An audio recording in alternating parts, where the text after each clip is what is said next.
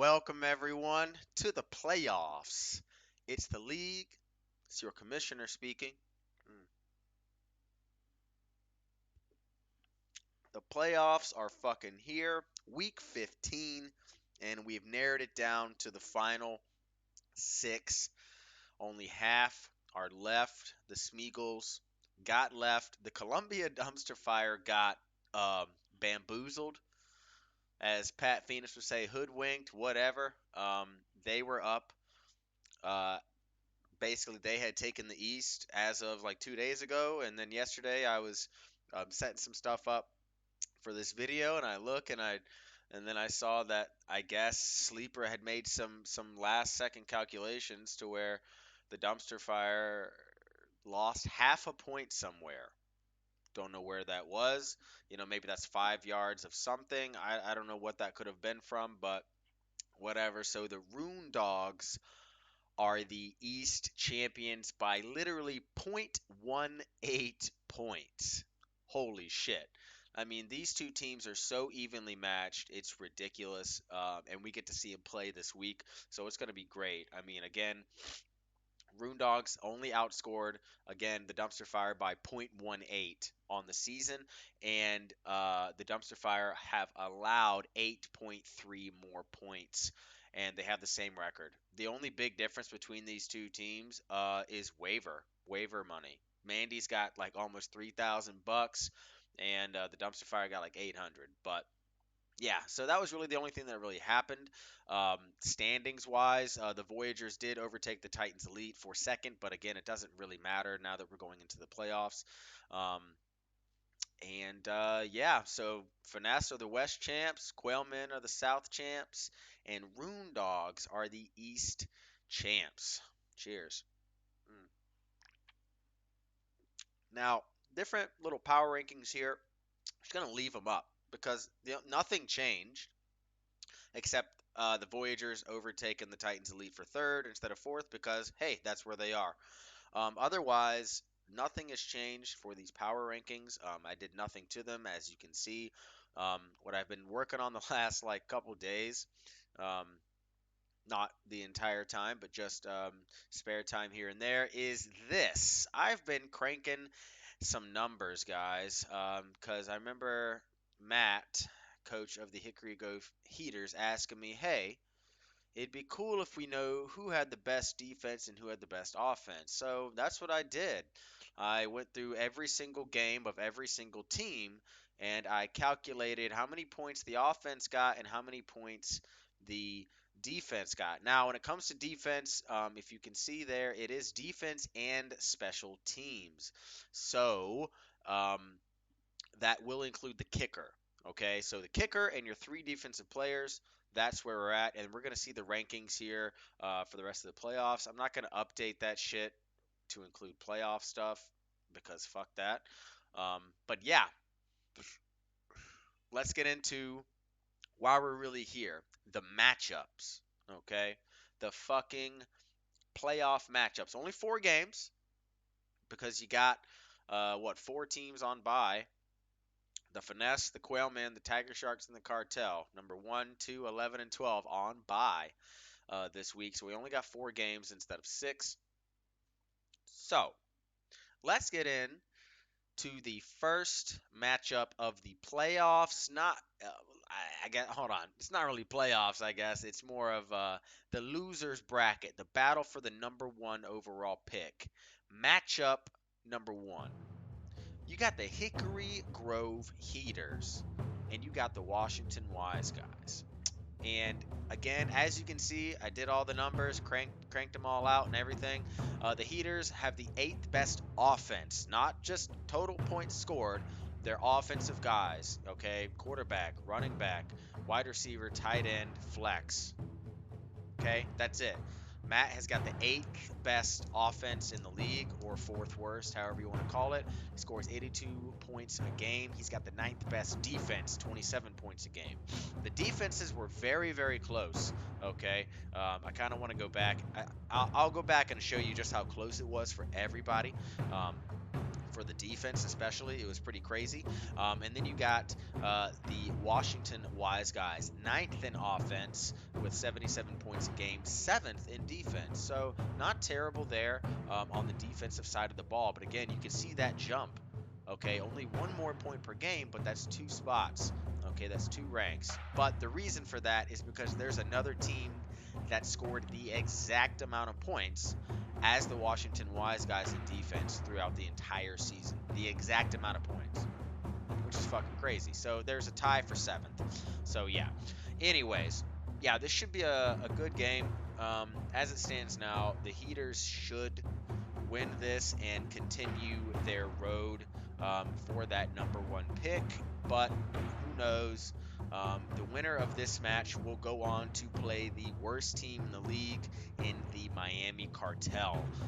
So both of these teams, assuming, because whoever wins this game has a fantastic shot of having a guaranteed top two pick in next year's draft. They just got to win this one because, again, beating the cartel is not the most difficult thing in the world. Okay, so it definitely could happen. This game, it's going to come down, to Fields and Mixon. Derek Carr, Pacheco is kind of a weird one. Who knows if Ramondre Stevenson is playing? He's still questionable right now for the Heaters. Lockett has already played, put up 10 points for the Heaters, and the Wise Guys had Metcalf that put up 9, and he had his kicker, Jason Myers, putting up basically 10 as well. He did not start Gino, who put up 14 and a half, so it might have been a good call there. But the Heaters are missing Kyler Murray. They're starting Derek Carr at quarterback, and they're playing New England, and New England's tough, man. They have a tough defense. Derek Carr is coming off of a 3-point outing against the Rams, so it, this game is kind of like a toss-up right now. Um, you know, um, Wise Guys got Derwin James back, so that's going to be good for them.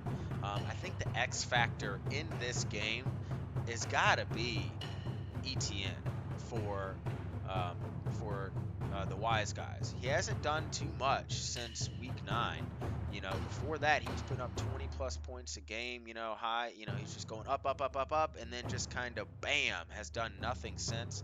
And he's playing a tough Dallas defense. But if ETN can get his groove back, then I think the Wise Guys have a fantastic shot to keep this going and then go on to next week and uh, play the cartel. For the Heaters, X Factor's got to be Derek Carr. I mean, the dude, he had 3 points last week, and he doesn't have, he's missing Baby Yoda. So he needs Derek Carr to just come out of nowhere off the bench for his team, pull one out of his ass against New England. That's going to be tough. So, yeah, should be a good game, but it's consolation bracket. Who cares? Matchup number 2. Woo!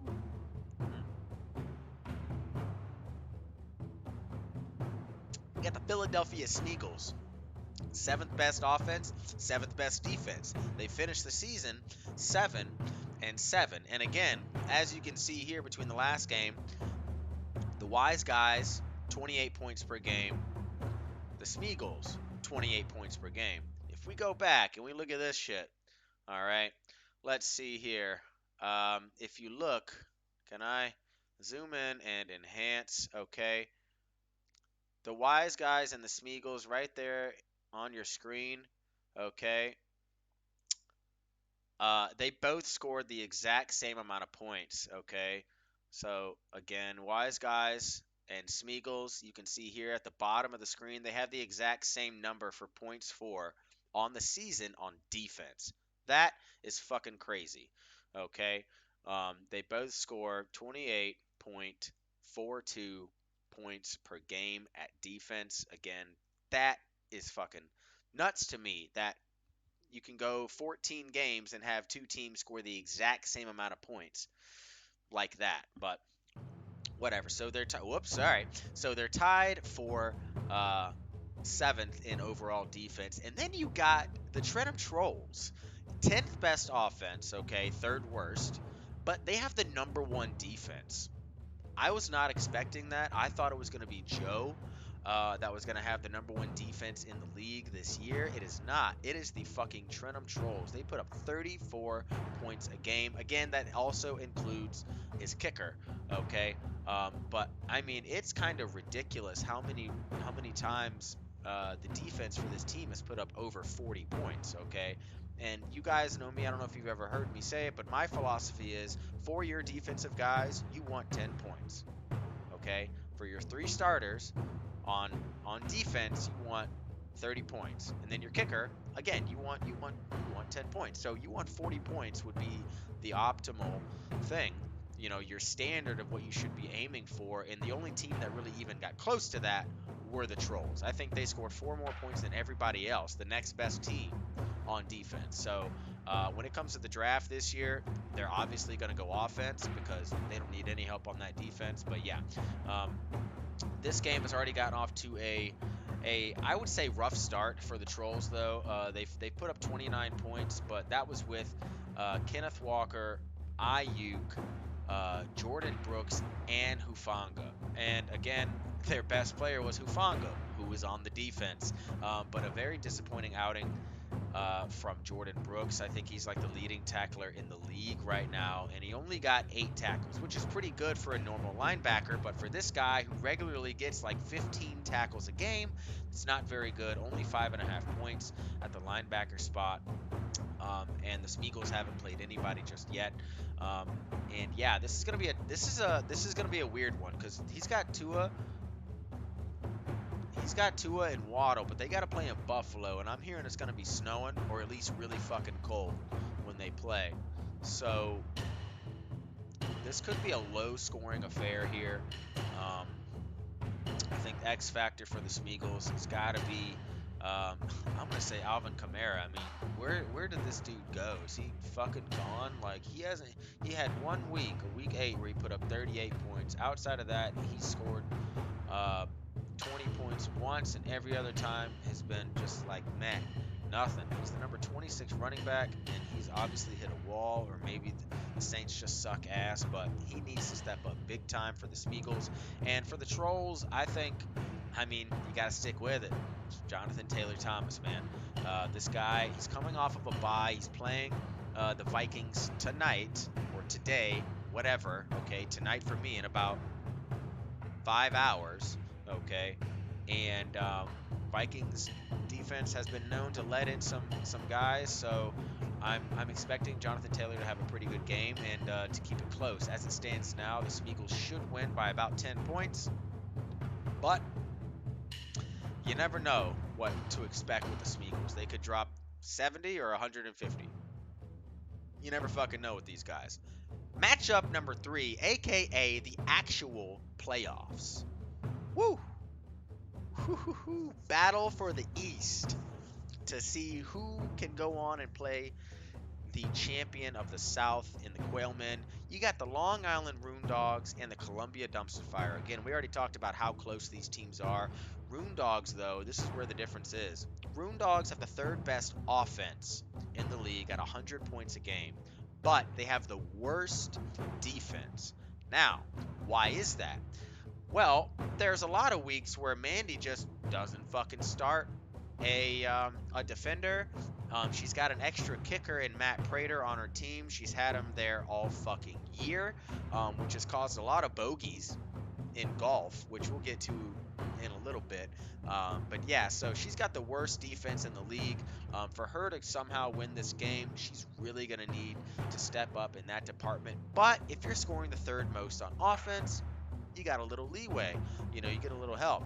And then you got the Dumpster Fire, who are a little bit more well-rounded. Fourth in offense, third in defense, okay? They're putting up 30 points a game on defense, 95 on offense, right behind the Rune Dogs.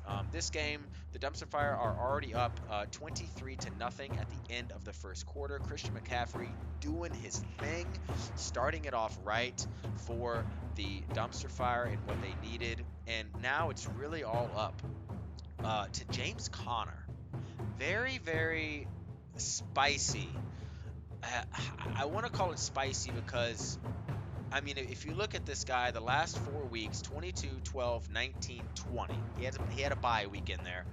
Um, he's looked fantastic, right? But I mean, you go back to last year, and week 15, he got injured against Detroit, and he was out for the last 2 weeks of the fantasy season. Okay, he was looking just like this, looking great 5 games before, and then he shit the bed going into week 15. So, um, and then he basically did the same thing 2 years ago as well. So James Conner does not look like the playoff type of running back you want in there, but that's who the dumpster fire are going to be starting.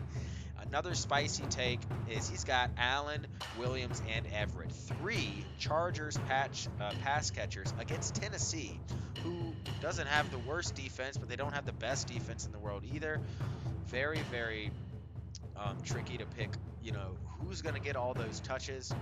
Obviously, they're hoping for a shootout and hoping for all 3 of them to blow up. And then you got the Room Dogs. Jalen Hurts, #1 player in the league. Derrick Henry, Saquon Barkley, fucking great and best 1-2 punch at running back that I think we have in the league. Devontae Adams, and then you got Sun God and St. Brown, who has just been fantastic.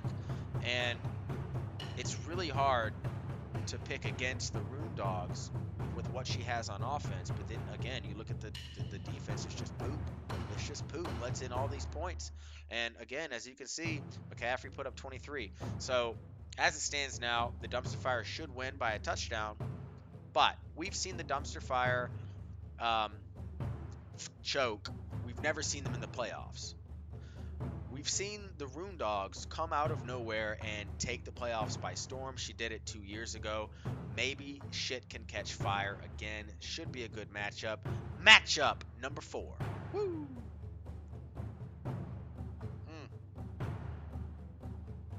Woo!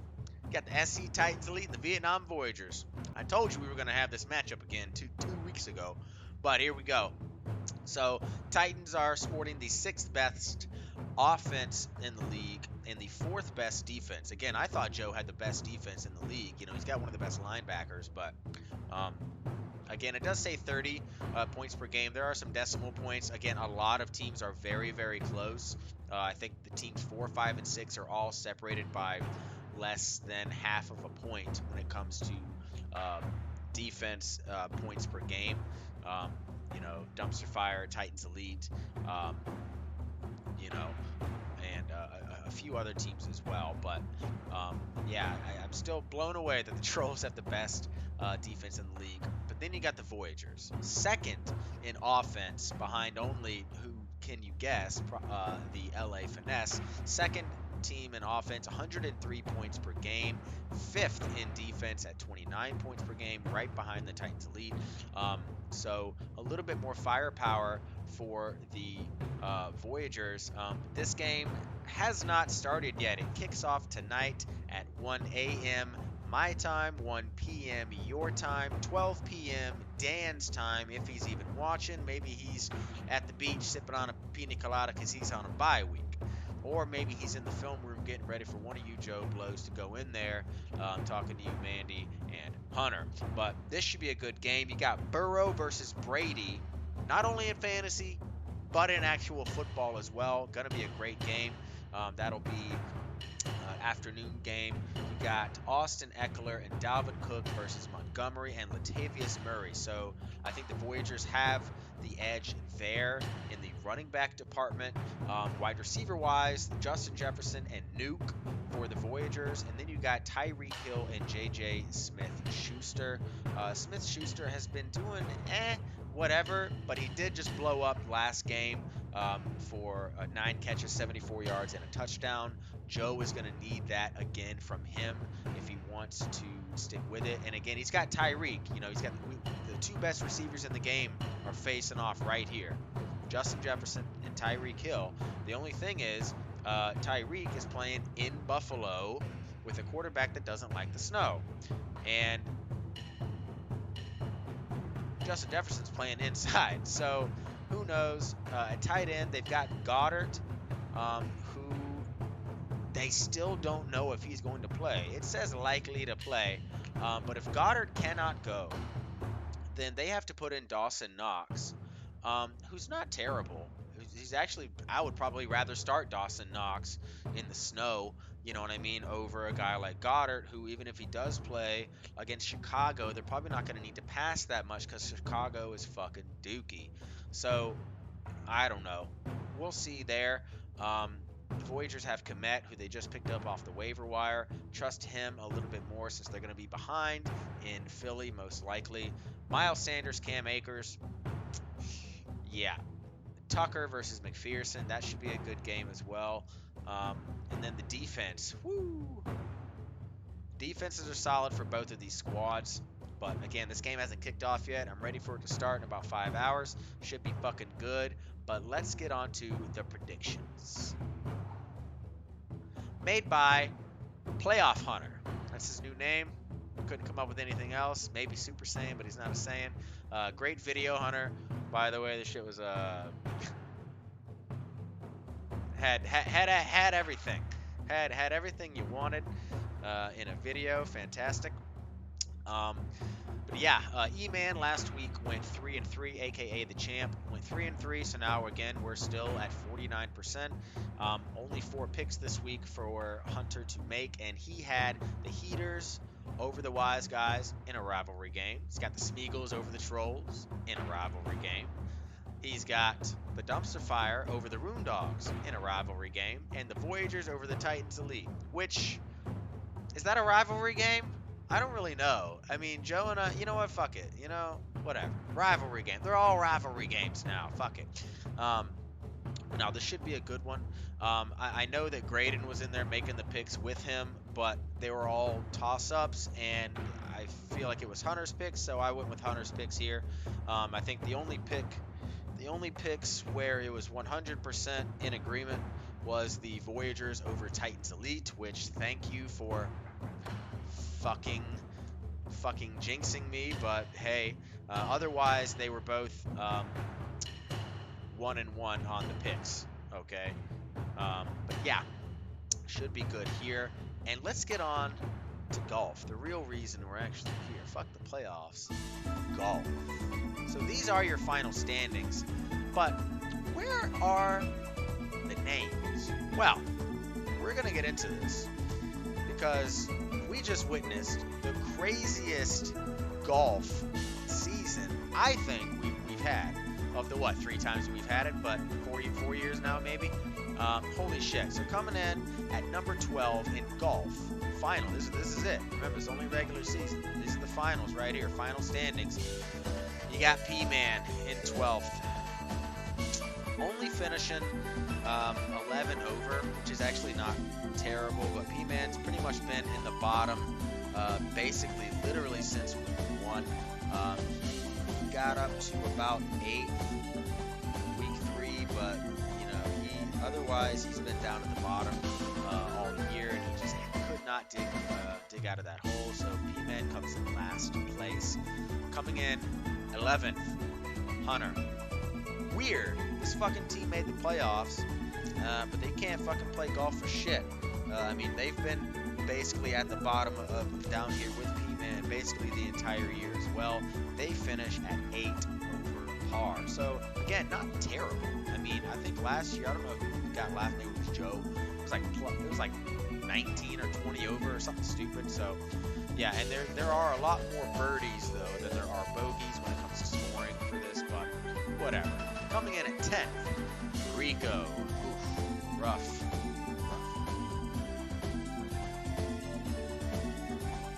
Couldn't get anything going. Made the wrong choices on a lot of guys. Had a lot of bench warmers in the week, and just a lot of getting blown the fuck out. You know, blowout of the week. Receiving end of that, and like worst manager, a lot of times went to Rico. The other person that I went to a lot comes in 9th place, or tied for 8th, Sam. Sam, you know, last place in the league, but hey, tied for 8th in golf, not too bad. Only 4 over par, not the worst thing that could have happened. Also tied for 8th, you got Graydon here. Graydon was probably one of the ones that just flip-flopped the most between, you know, right in that middle area, though. Was down at the bottom a couple of times, but sometimes he went from 4th down to 8th and back up and da-da-da-da-da, but he finally lands down here in 8th spot with Sam. Coming in, we got a 3-way tie for 5th place at even par. You got Matt, Tebow, and Mandy, all of them sharing that middle spot there. All of them finishing even on the year. Matt and Tebow both finishing on a high note with at least 1 birdie each on the last hole, while Mandy got a bogey to bring her back down to 5th. So those 3 are snuggled up there right in the middle, right where they began at even par. So it's almost like you didn't even fucking play. Coming in 4th, the highest he's ever been here, Joe. 7 under par. Fantastic outing this year by Joe. He's not going to get a medal for it. He might get a decent check for this. He might get some sponsored deals, but I've heard he doesn't really give a shit about golf. So maybe the sponsors won't come running. But hey, 4th, money talks, man. 4th place is 4th place is 4th place. And very solid outing by Joe. He hasn't really done shit though since. I don't think he's even shot. He shot either he didn't shoot or he shot a birdie and a bogey basically every week since week 10. So he's just been chilling at 7 under. Then we got the top 3. Coming in 3rd place, me. It hurts. It hurts. 2-time reigning champ. Never got to sip out of the fucking goal line stein, but I am 2-time champ. And the goal line stein will be going to somebody else this year. But before I reveal who that goes to, I got to explain what the fuck happened. So, if you remember last week, E-Man was sitting at 21 under par. Dan was sitting at 17 under par. And so that's 4 strokes back. What happened? Well, E-Man shot nothing. E-Man did nothing. Dan shot fucking 5 birdies to fucking take it. To take the shit.